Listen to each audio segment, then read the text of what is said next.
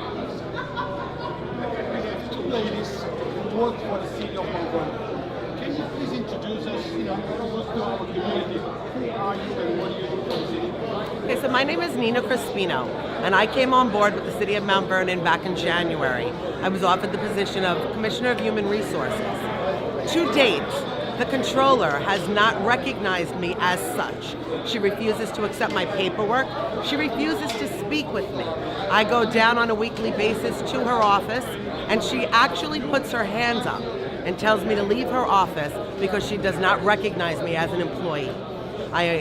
Any emails that I send to her are responded by her secretary in the same manner, where she will say to me, I do not recognize you, I have not accepted your paperwork, not hired you, therefore I cannot speak with you. So Nina, what authority does she have to not recognize you in the capacity that you were hired? I don't believe she has any. Her job is to process the paperwork. My appointment is from the mayor. And if the mayor hires me, it is her job under payroll or whatever her processing is, I am not sure how she processes the paperwork. But all hires go through the Comptroller's office to make them an official employee of the city of Mount Vernon, to receive benefits. I'm a single parent. I have a child. We're both on monthly medication. I don't have any health insurance. I wish I knew. I wish I knew. I wish I knew. Yes, I'm Pat Rosamunda. I'm the Civil Service Commission Secretary. My issues with the Comptroller are the lack of finances in order to do New York State federally mandated civil service testing, specifically for the firefighters as well as the police officers.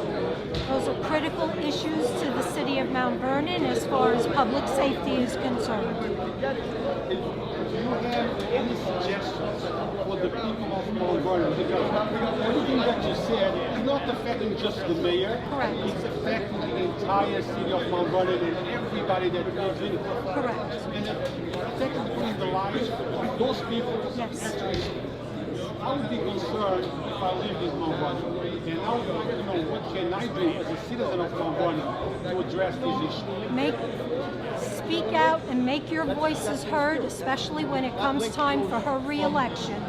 You have to remember this information because the city has degraded within the last year since she's come on board. And with reference to the unpaid invoices, she has changed the rules, exactly what Mayor Thomas said. She has changed the rules so many times. As a department head, I know what I can spend within my department on equipment and things of that nature. If I send down all of the required documentation and there's money in the accounts to pay for it, she should not have to approve a thing. It is not her responsibility. It is her responsibility to disperse the funds and pay our vendors, specifically my 26 proctors that haven't been paid for the work that they did for us starting at 6 o'clock in the morning in the cold of 30 degrees, proctoring and testing the firefighter candidates. That's not fair. If it's an emergency and I want to do something about it, I don't want to wait for election time because the problem is right now. Contact the county, contact the state. I send all of my information to the state. They know the obstacles we're up against. It's just she's holding us hostage by her actions. Do you think there is much more than just a controller? Maybe the council body plus the controller? Well, I'm not really sure, and I don't want to make a comment, but I have been speaking to the city council now for 2 months since they changed reins. I've made it clear, I've documented and emailed all of my information to them. No one has really come forward other than one person to say, I will try and help you get whatever you need. I need to get my people paid and to get the money that we need to do the police examination. let's move Mount Vernon forward. Absolutely. Thank you, ladies. You're Thank you. welcome. Thank you. Now we have commissioning of the DPW, Mount Vernon DPW. And what's your capacity within the I'm a DPW supervisor. My name is Joey Correa. Now, Joey, we just saw a video here of the council president. Tell us anything related to that issue. Well, I know on the occasions that were put on the video, the commissioner went down by himself and tried to hand her invoices. I've been down there 4 or 5 times with the commissioner, and she wouldn't even take the invoices on them occasions either. Now, there's been numerous times that the commissioner has asked to make an appointment to see her, and she'll get back to him, and she never gets back to him. Well, actually, Commissioner, I was there one of those occasions that you tried to, bring some invoices, and they asked you to leave. I actually videotaped that engagement. I know. You took the video. Yes, we were there. Tell us about the relationship with this controller. What do you think is going on? The only thing I can say is it appears to be blatant obstruction. It does. It really does appear to be blatant obstruction. I'd like to ask her the question why she won't accept any of the bills from 2019.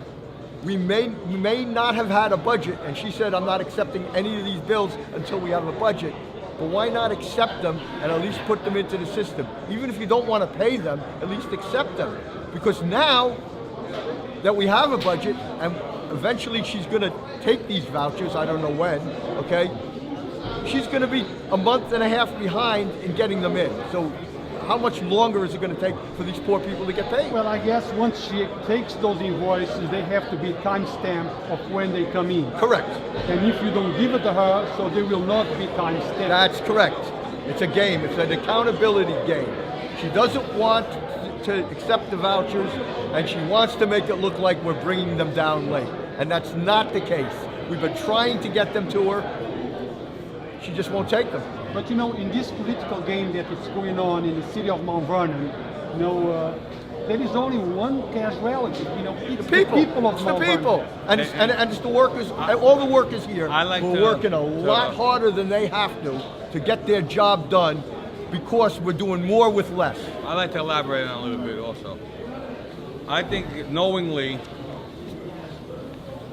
the controller knowingly, this department provides more service to the city of Mount Vernon and the residents than any department here, whether it be trash collection, whether it be recycling pickup, whether it be highway work, whether it be parks department work, whether it be cutting grass. And by shutting down this department, but not receiving our invoices, shuts down the city more than any other department. So I think knowingly they know that by them doing this, what they're doing to this department is shutting down the city as a whole. Because we provide more service than any department on a daily basis than anybody else. If the residents can't receive their daily services, it causes chaos like this, and I think this is what the route they want to go. Now, there is 2 different types of chaos. There is the lack of collecting garbage, but there is the serious injury that could happen because those trucks are failing.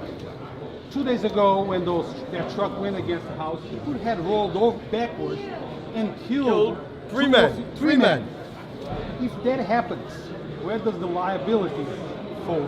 In the person that is refusing to pay the bill so those trucks can be fixed, or on the mayor? It was on the city of Mount Vernon. So the people of Mount Vernon will also again be paying. That's correct. That's correct. So this is more serious than meets the eye. It is blatant obstruction is what it is. That's my personal experience with it. I too do not have a dog in the fight. I just came here to try and make a difference. And by starving the city, by cutting off our supply lines, she's basically held the entire city hostage. And I've been here 37 years and I've never seen it at this point, ever, in all my 37 And I'll say one other thing. We enabled it in a way by doing more with less. By last week we talked about how we were working 2 shifts overtime every day to get the trash collected because we had fewer trucks. That was when we had 3 or 4 trucks down, okay?